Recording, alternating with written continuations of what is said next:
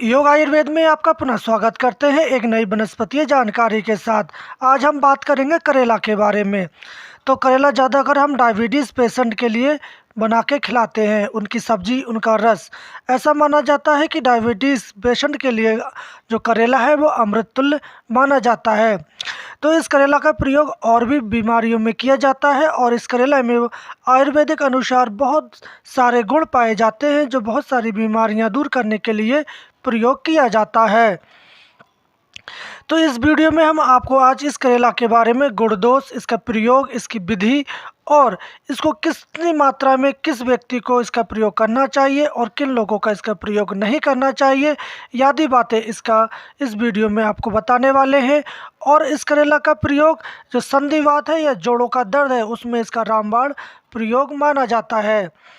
तो इसका प्रयोग भी हम इस वीडियो के अंत में बताने वाले हैं, तो आप हमारे साथ अंत तक जुड़े रहें।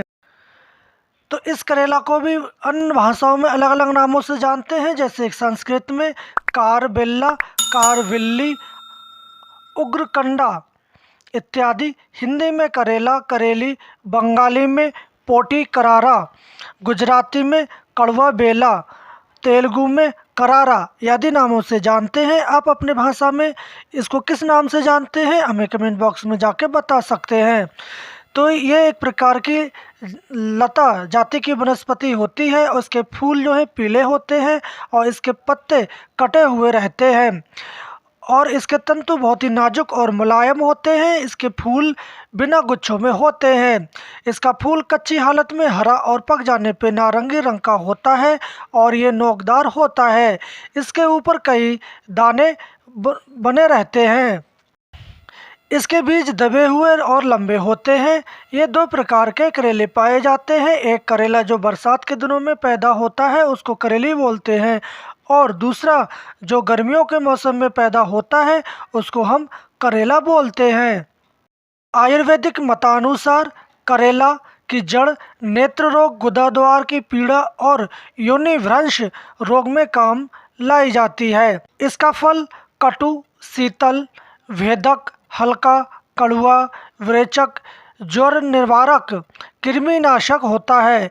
ये पित्त, कफ, रक्त विकार, रक्त अल्पता, मूत्र संबंधी बीमारियां, श्वास, वर्ण, वायुनालिका में प्रदाह या जलन में ये उपयोगी होता है। करेली अत्यंत कड़वी और अग्नि प्रदीपित करने वाली होती है।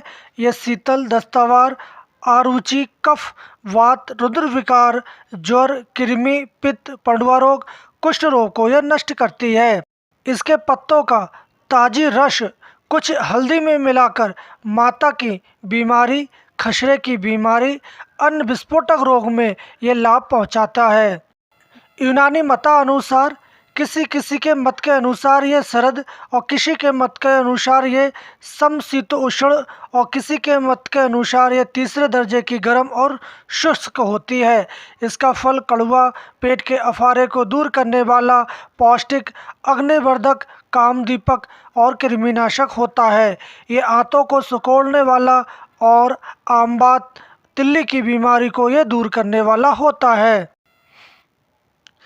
इसके पत्तों का रस पथरी के लिए लाभदायक होता है। इस रोग में इसको देने की विधि इस प्रकार है। आप इसके हरे पत्तों का रस 3 तोला लेकर 1 तोले दही में मिलाकर आप खिला दें और ऊपर से 5 से 6 तोला छाछ आप पिला दें।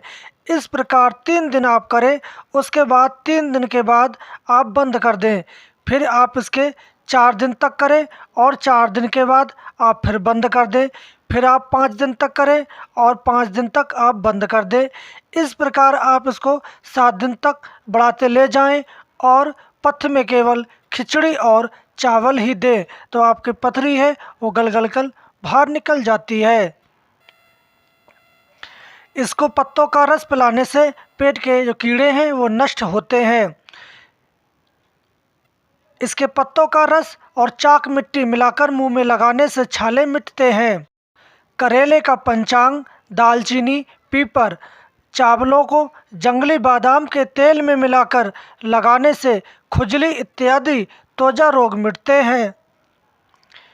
इसके पत्तों का रस बड़ी हड़क में घिसकर पिलाने से कमला या पीलिया रोग मिटता है। कच्चे फल का रस गर्म कर कर आप लेप करते हैं गठिया या अर्थराइटिस के जॉइंटों पर, तो उसमें भी आराम मिलता है।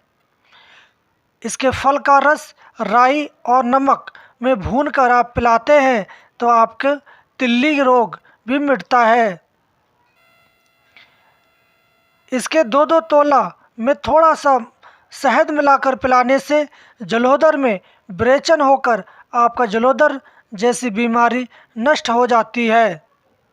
गांठों की सूजन होने पर आप सूखे करेले को सिरके में पीसकर गर्म कर कर आप लेप करते हैं तो आपके गांठों की सूजन मिट जाती है। इसके पत्ते और फल का रस आप आग में खुशक कर कर 3 मासे की गोलियां आप बना लें। इसमें 1 गोली पहले आप खा लें और थोड़ा सा दूध पी लें। उसके थोड़ी देर बाद आप थोड़ा सा शहद चाट लें। इस प्रयोग से आपकी रति शक्ति और स्तंभन शक्ति में बहुत ही वृद्धि हो जाती है। यह वनस्पति गर्म प्रकृति की होती है, तो आप जो गर्म प्रकृति के लोग हैं उनके लिए ये नुकसान पहुंचा सकती है, और ठंडी प्रकृति लोगों के लिए ये बहुत ही लाभदायक होती है। जोड़ों के दर्द होने पर आप करेले का ऊपर का जो छिलका है उसको निकाल दें और अंदर का जो भाग है वो आप स्टीम में गर्म करें। 10 मिनट गर्म करने के बाद आप उसको निकाल लें और उसमें थोड़ी सी शक्कर मिलाकर आप रोगी को गरम गरम खिला देते हैं प्रतिदिन सवेरे और शाम। तो आप देखेंगे कि प्रत्येक बीमारी में इसका फ़ायदा मिलता है। इस प्रकार आप 10 दिन तक इसको चालू रखें तो आपके स्नायुगत या संधिगत बीमारियां आपके मिट जाती हैं। तो आप इस करेले को गर्म कर कर भी जॉइंट या जोड़ों के दर्द में ऊपर से लेप भी कर सकते हैं। तो डायबिटीज़ पेशेंट के लिए करेला, जामुन, टमाटर, खीरा, इन चारों का आप रस निकाल कर अगर पिलाते हैं सुबह और शाम तो आपकी बढ़ी हुई डायबिटीज़ भी कंट्रोल हो जाती है। तो इस करेले का प्रयोग सब्जी के रूप में आप सभी लोगों ने किया होगा और इसका जो आयुर्वेदिक फ़ायदे हैं उसको मैंने बताने का प्रयास किया। तो आप इनका प्रयोग करें और अपने जीवन को सुखमय बनाएं। तो हम कल फिर मिलेंगे एक ऐसी ही जानकारी के साथ। तब तक के लिए धन्यवाद।